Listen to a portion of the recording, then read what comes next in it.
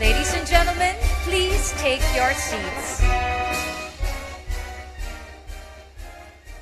Together, let us make a thriving, blossoming future happen with the ASEAN Mentorship for Entrepreneurs Network. 50 years ago, a noble seed was planted, starting out as an alliance for regional security, and it grew into a catalyst for the economy, fertilizing promising industries by cultivating opportunities and fostering connections, nurturing budding enterprises into the towering industry pillars that inspire us today.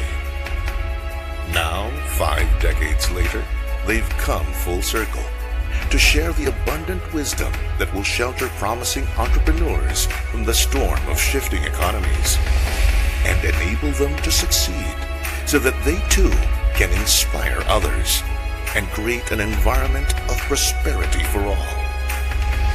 This is AMEN, the ASEAN Mentorship for Entrepreneurs Network, a regional private and public platform that will promote and facilitate the exchange of entrepreneur mentors and best practice training modules for MSMEs.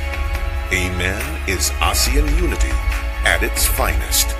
Nurture today's generation of hopeful entrepreneurs so that they can turn their enterprises from a sapling into a towering tree of strength and resilience and play a greater role in lifting the people of our region into prosperity.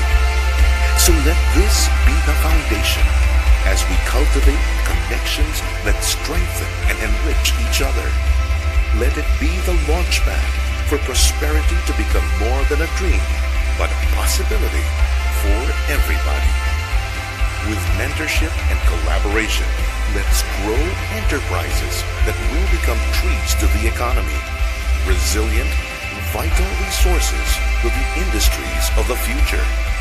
We will make it a certainty with AMEN, the ASEAN Mentorship for Entrepreneurs Network.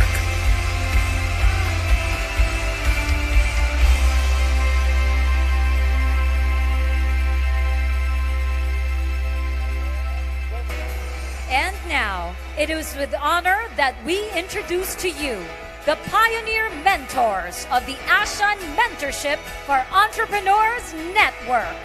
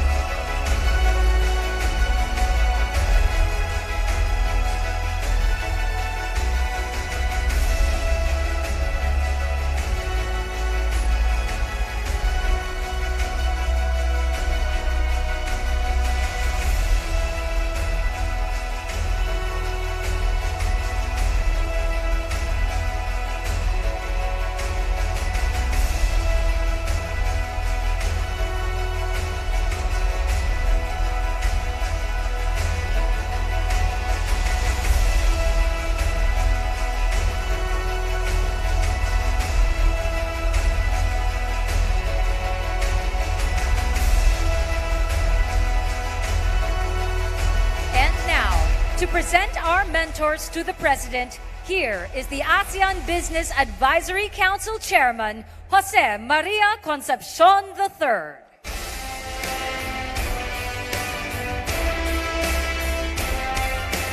Hello. First of all, I'd like to thank our President, Rodrigo Duterte, for coming. I know he's extremely busy. He has had 16 hours of meetings and he's flown from APEC, so I appreciate his attending this event because it is what we need to do for not only the Philippines, but the rest of ASEAN countries to help our micro and small entrepreneurs who are at the back. And these are the people that will help, Mr. President, the entrepreneurs, the micro and the small entrepreneurs. So I'm presenting all the pioneer mentors of AMEN, and there are 143 from the 10 countries. Can I ask Mr. President to join us on stage for a photo opportunity? Can I ask the ASEAN Back Council to join us for a photo opportunity? Speech muna.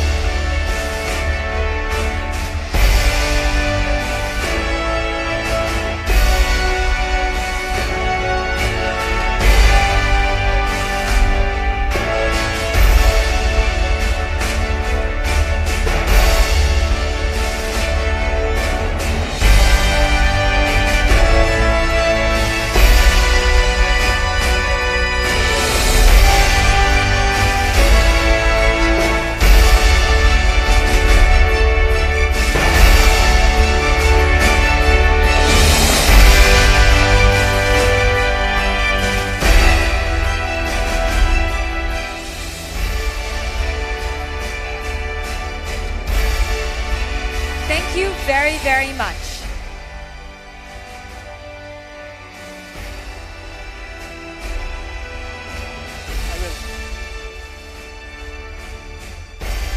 Can I ask, Mr. President, I'll introduce you.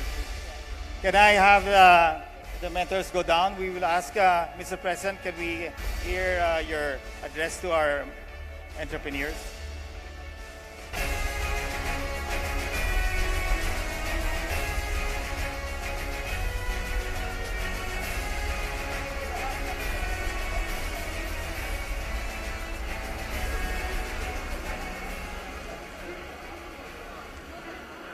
Former President Fidel V. Ramos, he owns the brand Fist, actually. It's not mine. During his time, it was his logo, actually. Kaya ba natin to? Kaya. That was his punchline. And indeed, we succeeded very well during his time. Foreign Minister of the ASEAN member states and the dialogue partners, Secretary Jose Roberto Martin Andanar and the other members of the Cabinet, distinguished members of the Diplomatic Corps, Asian Business Advisory Council Chair Jose Maria Concepcion III, pioneer mentors, saludo po ako din, of the ASEAN Mentorship for Entrepreneurs Network, honored guests, my countrymen. You know, this is my speech.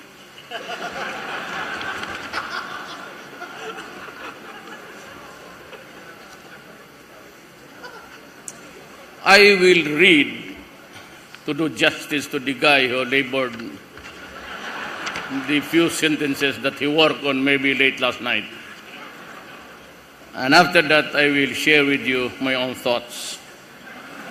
I am pleased to join you today as we open the ASEAN Business and Investment Summit and launch the ASEAN Mentors for Entrepreneurship Network. As an opportune time for government and business sectors, leaders across the region to come together, it is my hope that the ASEAN Mentors for Entrepreneurship Network would become a catalyst for inclusive prosperity that can be shared by all. Now, I would not bore you with so many words.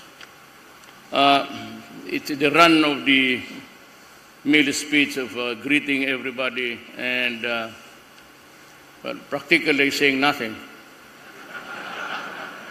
During the plenary sessions of in Vietnam the other day, when my turn came to talk about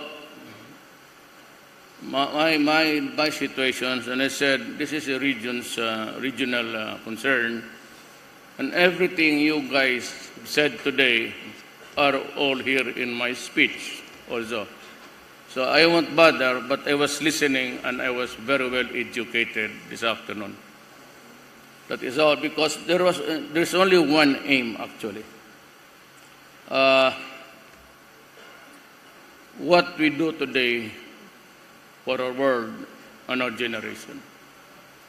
I am one of those on the room for the estimated time of departure. And maybe our term in this world has long expired, but we are still here. You are the ones who have the warmth and enthusiasm to do what you can do for your country and for the world.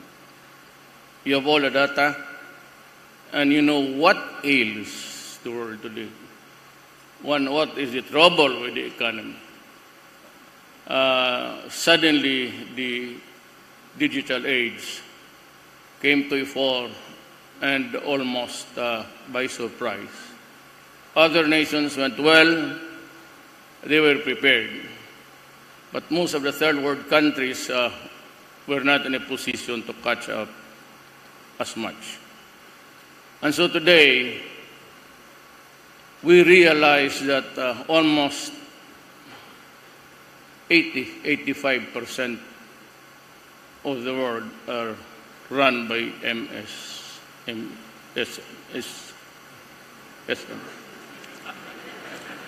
Hindi SM, iba yun? That's the shopping mall, the micro, small, and medium, actually. And taking together, it fuels the world economy. Except for the few things that really we spent the income of the world and the GDPs to build arms for destruction, everything or everybody else in the world was busy making a living. When globalization came, and suddenly it placed everybody in a very awkward position. Actually, the first country to be hit by the consequences of the growing globalization, the world village, was America. And its economy was the first to suffer when they went to China. Then shopping opened the doors for cheap labor and everything else, including the minimal taxations. And today, China is the number one economic powerhouse. And we have to be friends. The other hotheads would like us to confront China and the rest of the world for so many issues. The South China Sea is better left untouched. Nobody can afford to go to war. Either the big powers, Russia, China, Britain, or the United States. It can ill afford a violent confrontation. It does not have the luxury of the option of war and violence. And my last bilateral last night, and I had to wait for 2 hours because President Xi Jinping was busy with the other countries talking. We had the last appointment for him before I took off. And we agreed, and he agrees. And he said, if you are President Duterte, and you want to preserve the lives of the Filipinos, then as President of China, I want to save lives. I do not waste the lives of my countrymen for a useless war that cannot be won by anybody. He made it clear to us that the only way to go is cooperation. And so I would say that we should open our doors to everybody.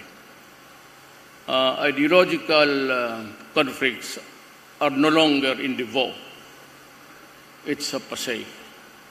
We do not go about running this world in accordance to our, whether it is a pretended principle in life or just want to go the aggressor.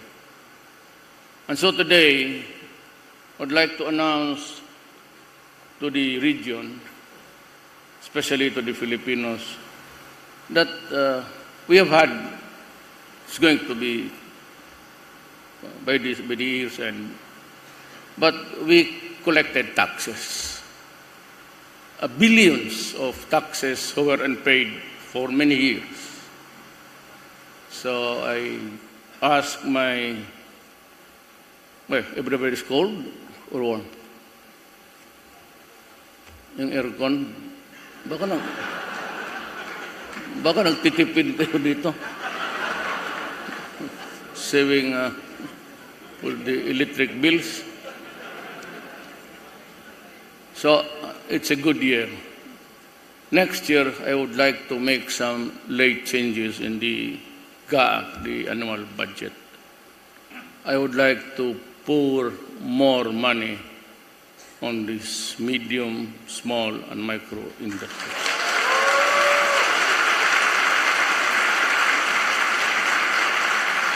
So, you guys, the small businessmen, maybe a few billions here and there would suffice. Well, talagang bubuhos ako ng capital because we found out in our meetings with APIC that the basic unit of the economy has always been moved by the MSMEs. So, as one who is really poor at economics, I've told you I'm a law graduate, I'm not an economist, and I remember failing the subject twice to take it in a summer course. But I have enough understanding of what is really practical for us all. The bulk of the money would go to the livelihood, less spending on, we will replenish but not that much. We are not interested in wars. I'd like to appeal to the revolutionaries to just simmer down and we'll talk. We will rebuild Marawi. I said we collected so much taxes. I was informed by my revenue officials that there's enough to start to lay the foundation of the city again. But for those who are not really, I will, so as not to repeat the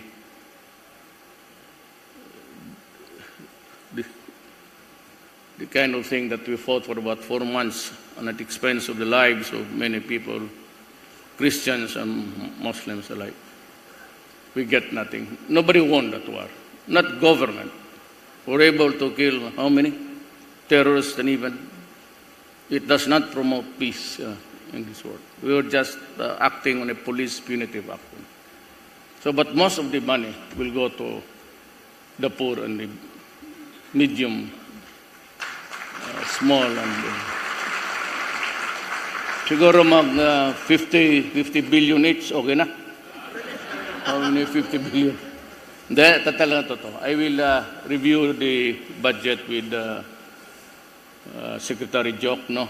And maybe if I can add more, I'll ask Congress. May pera ho ako dyan on the Marawi. I prepared for this event because we realized in the regional meetings that the small guy down there contributes a lot to what is really happening before our eyes, and it's improving the economy.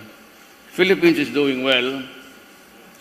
It has been consistently improving since the time of President Ramos, and we have maintained this 6.1. So hopefully by 2030, I can assure every Filipino, I never promised a paradise for us. I know how hard it is really to fix the economy. But what I promised you, and even during the campaigns, is I will just make the life of the Filipino comfortable. That is all that I can afford. Thank you.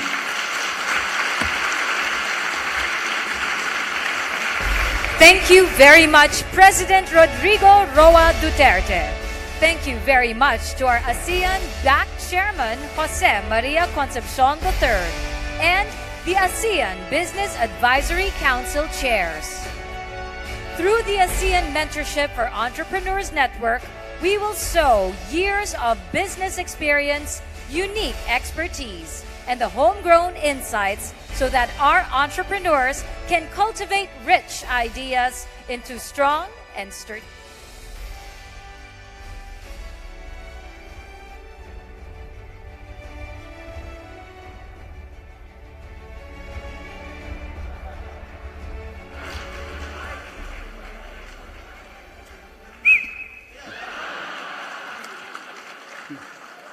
I've been put to task for just calling the attention of the public, even the media. I've been trained to do it this way. You don't know the name, and they say that it's a wolf's. It's one of the things that I want. But I want to meet everybody, especially the ladies. These guards here are pushing them back. I've always told them consistently, if it's a beautiful young woman, do not bar her. Total, ang hiningi ko lang naman, biso-biso lang, nothing on the front. So if you want to have a picture, me fine. But never mind, the guards will push you back. I'll pull you in, and we can have the pictures. But may bayad, nothing comes free in this world. Once again, ladies and gentlemen, the President, President Rodrigo Roa Duterte. And through the ASEAN Mentorship for Entrepreneurs Network, we will sow years of business experience, unique expertise, and homegrown insights so that our entrepreneurs can cultivate rich ideas into strong and sturdy businesses, all to make flourishing industries that will reach for the skies. A round of applause again for the ASEAN Business Advisory Council Chairs.